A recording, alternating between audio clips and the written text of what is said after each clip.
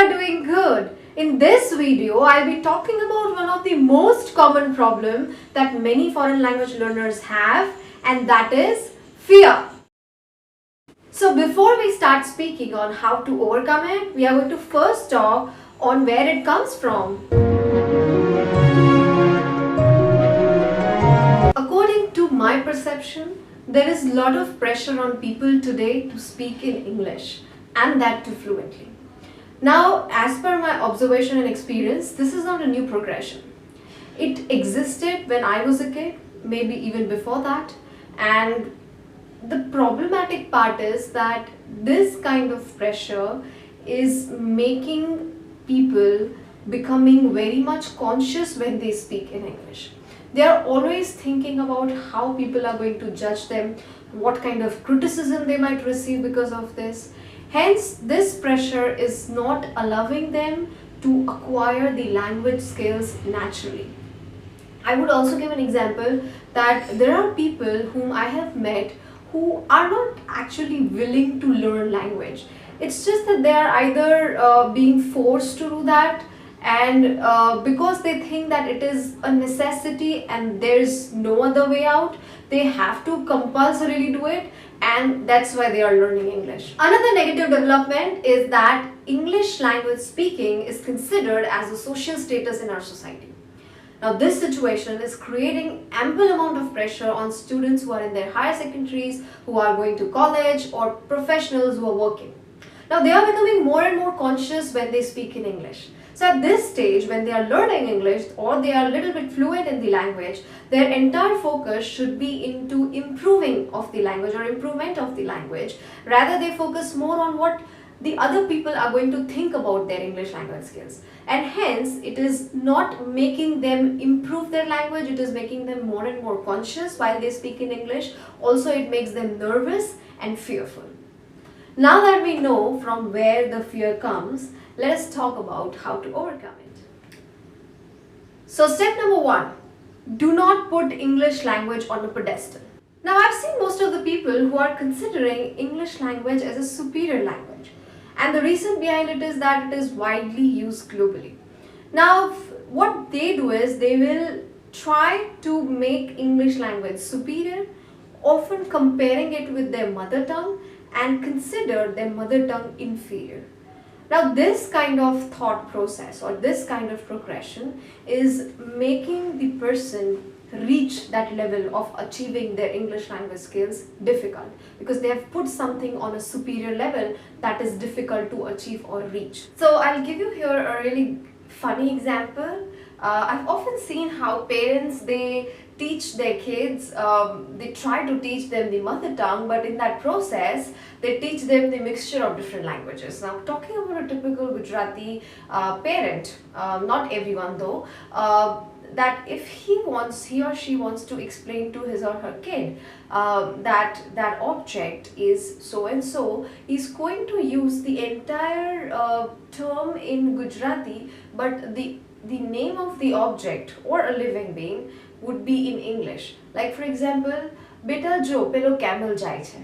So this is very, I would say, dangerous. Why? Because the kid is not able to identify certain things in his or her own mother tongue. Another a funny example that I've encountered was that one of my cousin wanted to travel to a different city from one city, and he went to the state transport bus station and he couldn't read the board in his own mother tongue. Now that's very funny because he said that he has never practiced reading in his own mother tongue. So that should not happen. So do not consider English as a superior language or put it on a pedestal. It's a mere language. First, you need to have command on your own mother tongue and then start learning English. So I totally understand that it is a globally used language, but it's not a superior language. Step number 2, slow speed. Now, as soon as you start speaking English, you cannot have a fast speed like of a native speaker, because a native speaker is used to speaking in English since it's his or her birth. and we have acquired the skills over a period of time. So it is not possible for us to go in that fast pace. And I would say it's completely alright to have a slow pace. At a beginner level, your entire focus should be on the proper sentence construction, sentence structure, usage of simple vocabulary, and at that point of time, if you're going to have fast pace, you are definitely bound to make so much mistakes. So it is better to have a slow pace. Another important thing that I would like to tell you is that your language would be effective if you use proper intonation. Having a fast pace, it's not going to make your language effective, but having a proper tone and pitch along with expressions definitely is going to make your language sound very effective. I'll also tell you one example of how certain people speak very flat language. Like for example, if you are asked, what do you do? I work. I work at so-and-so company. So not like that. Oh, I work. I work at some pharmaceuticals, for example. So you need to have proper tone, pitch and expressions to make your language effective. And then even if your pace is slow or medium, that's okay. It shouldn't be too slow though, but having a medium pace is completely fine. And that you will achieve slowly and gradually once you will develop fluency in the language. Step number 3, keep practicing every day. People often fear making mistakes and feel demotivated after making a couple of it. This can lead to uninterestedness and slow learning or lesser practice, and also sometimes people may quit. Now I would advise all these people to have patience, because the more mistakes you make, the more perfect you are going to be in your language. And with the mistakes, it is giving you an opportunity to learn and use your language better. So there's no harm in making mistakes. Do not worry about what people are going to think about you when you speak in English, because mistakes are very normal and everybody makes mistakes. And through that mistakes only you can learn. Step number 4. Usage of simple vocabulary. Now, I've often seen people using embellished and fancy words while they speak in English. They feel that this is the only way to show to the people that how good they are in English language.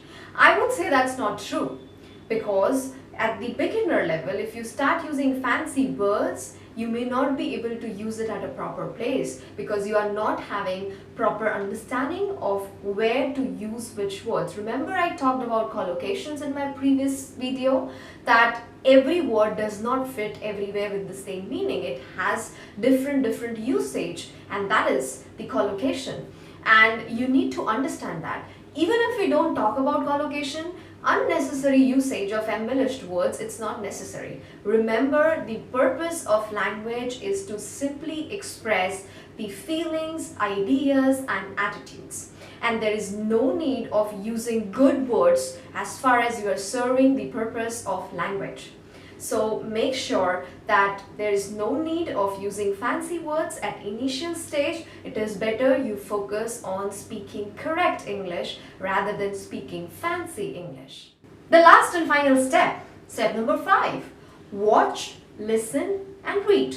Now I often ask my students to watch more, listen more and read more. The more you are going to create an English language atmosphere, the more you are going to gain out of it. Also, it is going to give you the great amount of confidence to speak in English. But one important thing that you need to consider over here is that whatever content you are either watching, reading or listening should interest you, should entertain you. If you are doing something which is uninterested, then definitely you're not going to gain anything out of it. I'll give you a very simple example. I have a couple of students who every morning starts reading newspaper, and they'll read every single news out of it. Now, if these people are not interested in politics or let's say business, they're not going to focus on these areas. They'll just read it for the sake of reading it, but they are not going to gain anything out of it.